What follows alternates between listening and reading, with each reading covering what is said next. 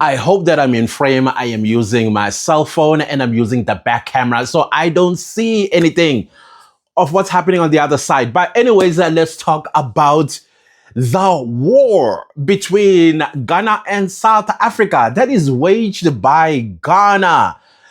Now, it turns out that there was some sort of secret envoy. I don't think it was a secret because Ramaphosa did mention that he's going to be sending an envoy to some African countries, particularly the countries that are making some disinformation and also peddling propaganda, like Nigeria and Ghana.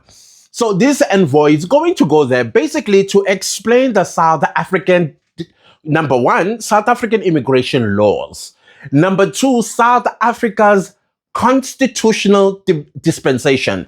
This is what I want to focus on. I want to focus on our constitutional dispensation as South Africa, which in the face of it, it looks like it's the perfect constitutional dispensation. I mean, you've heard before how they praise our constitution. That South African constitution is one of the best, if not the best constitution in the world. Now, if you're a person that is interested in understanding that, in a nutshell, it means South Africa practices true democracy, where the will of the people is in charge of democracy, basically the country. Our constitutional dispensation, it is bottom-up approach. It is not top-down approach. Now, many African countries like Ghana and Nigeria, they claim to be democracies.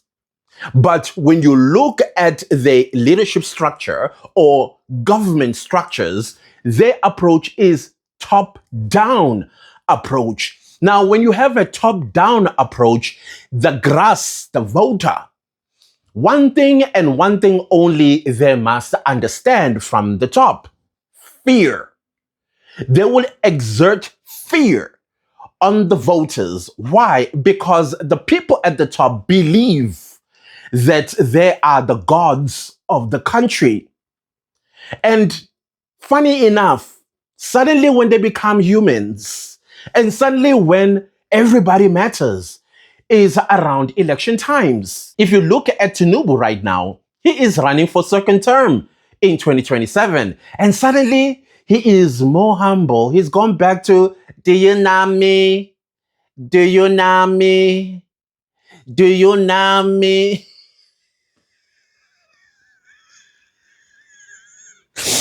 Oh, people of Nigeria, y'all a joke. Anyways, their constitutional dispensation is fear, and they are ruled by fear. The government usurps the power of the people.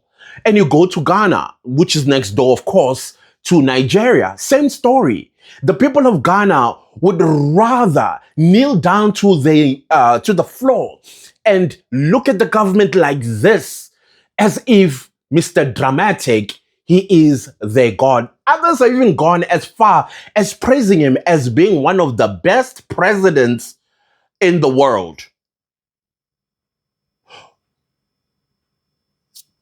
Yeah, I know, I'm not lying. I'm telling you, they praise him.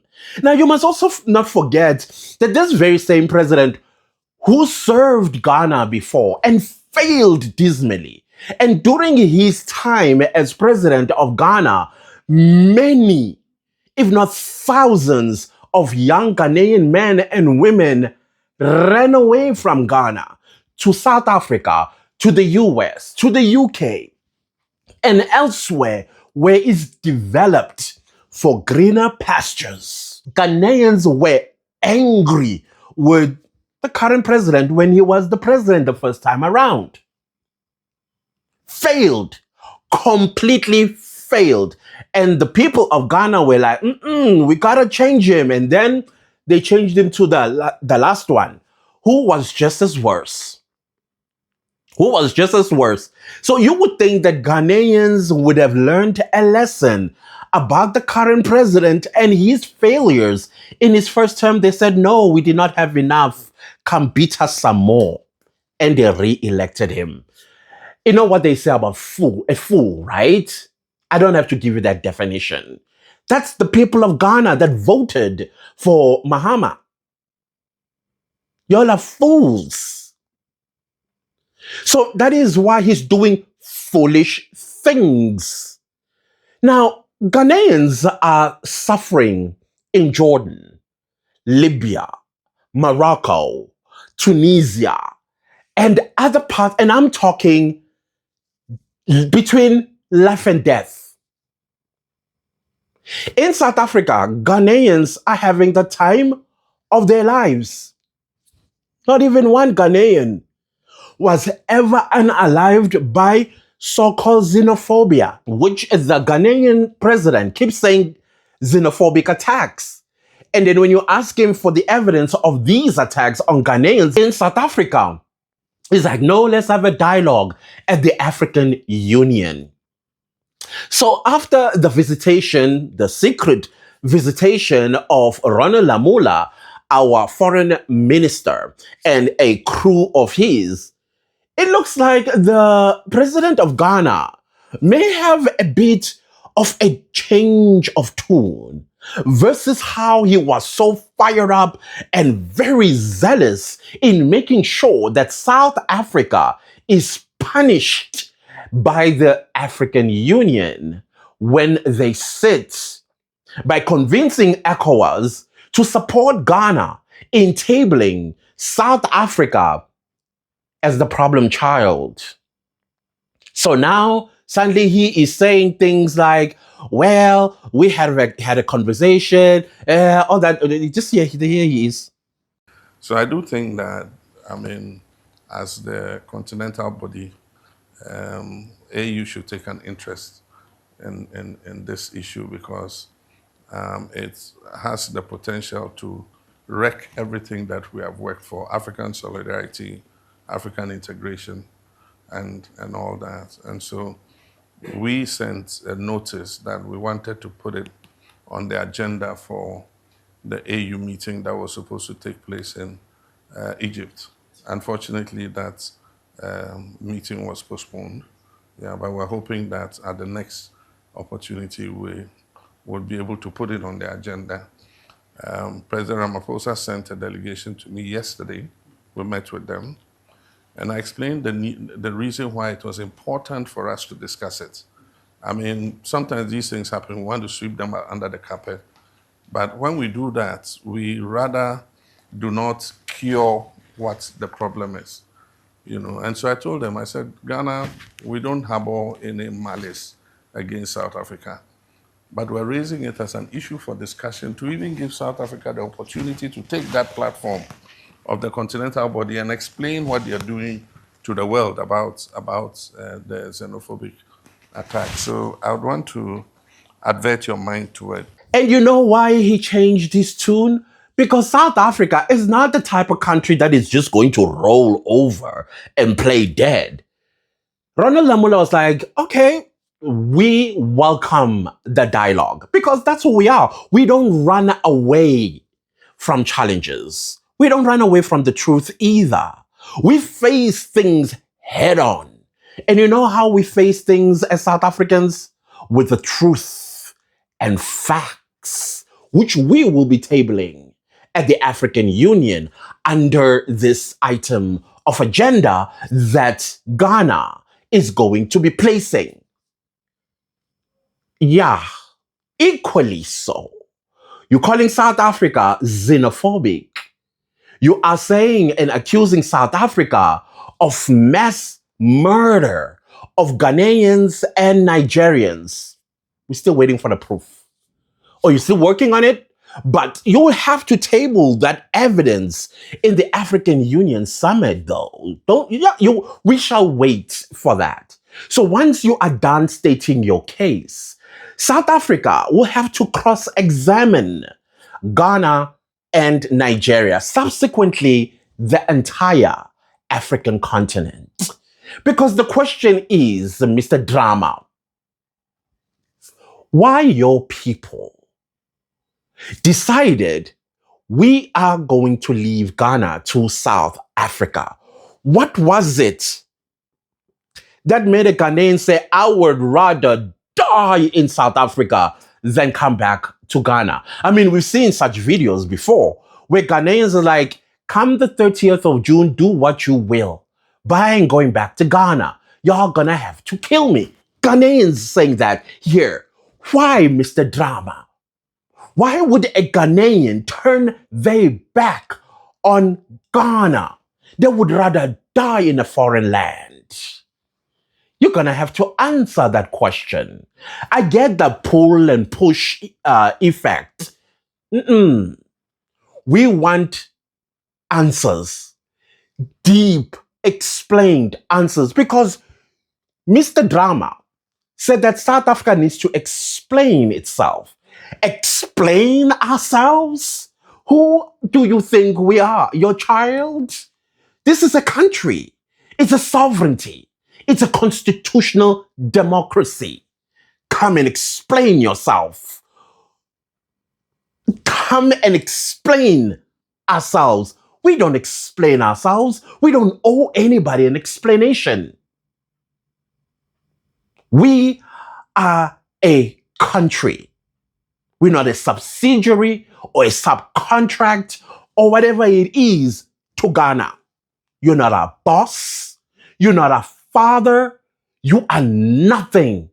Just a friend. Just a friend. You are crossing boundaries, Ghana. And you need to answer questions.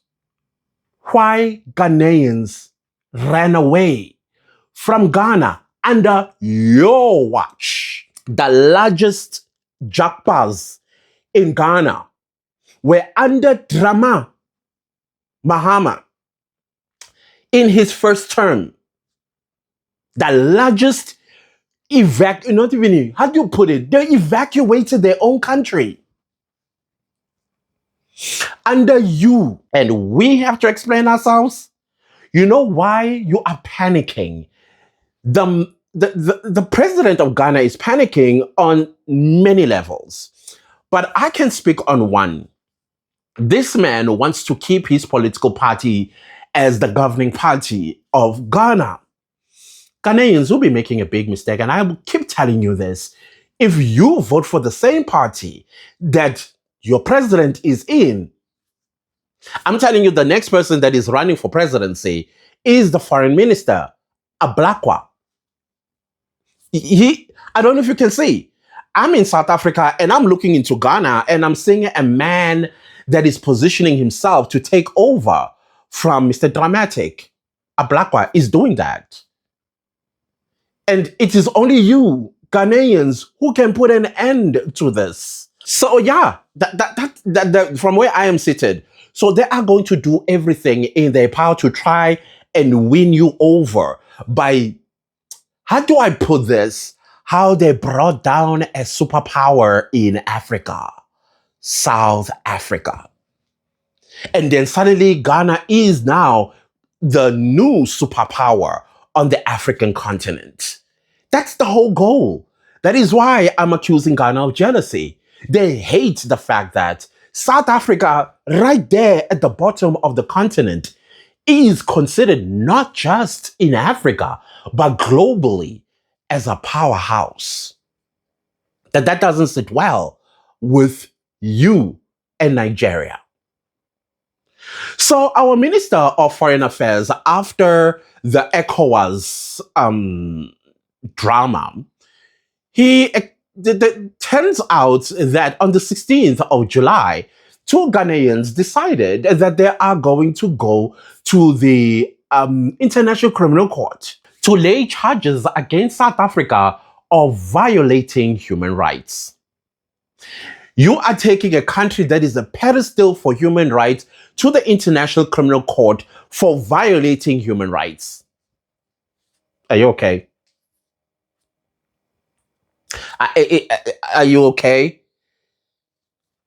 Two men.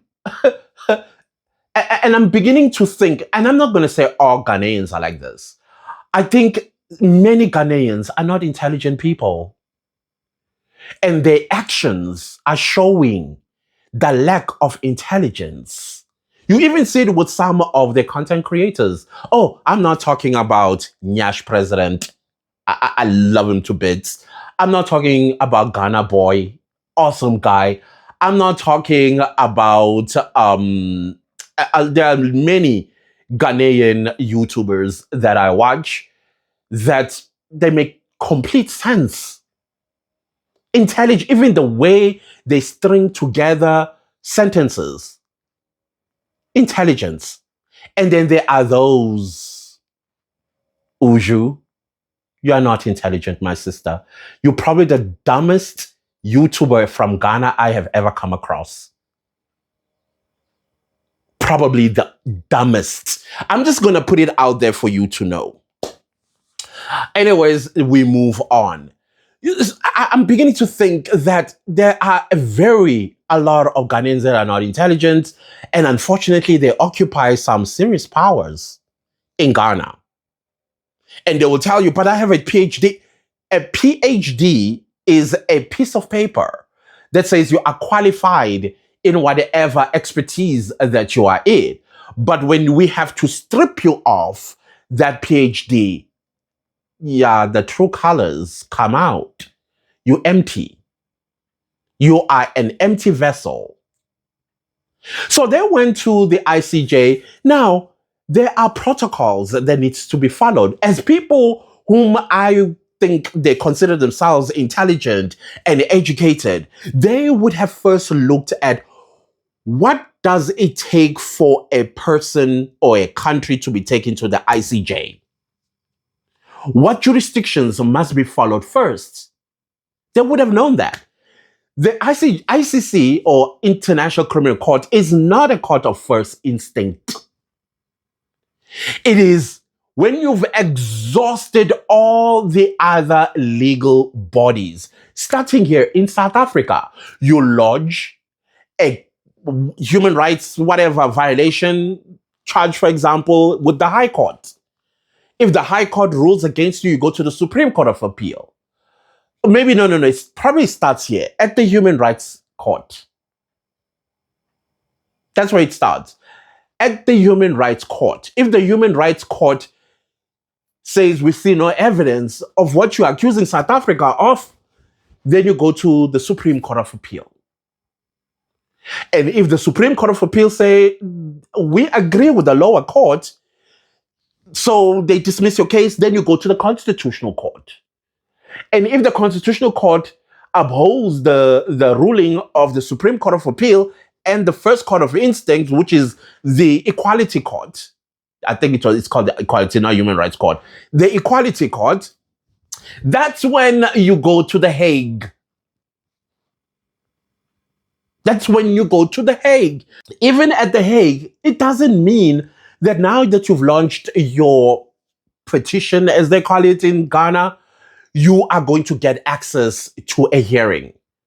There's a process that takes place there where they look at your application to see the prospects of winning the case if it goes inside and heard by judges. So that means at this process, you need to have all your ducks in a row. Your accusations of human rights violation must be accompanied by evidence, witnesses, the whole shebang. And if you succeed, that's when you get a date for your matter to be heard by the judges at the International Criminal Court. So that means if the judges feel, or the court feels, yeah, this is good enough to be heard, that's when you say, as South Africa, we in trouble.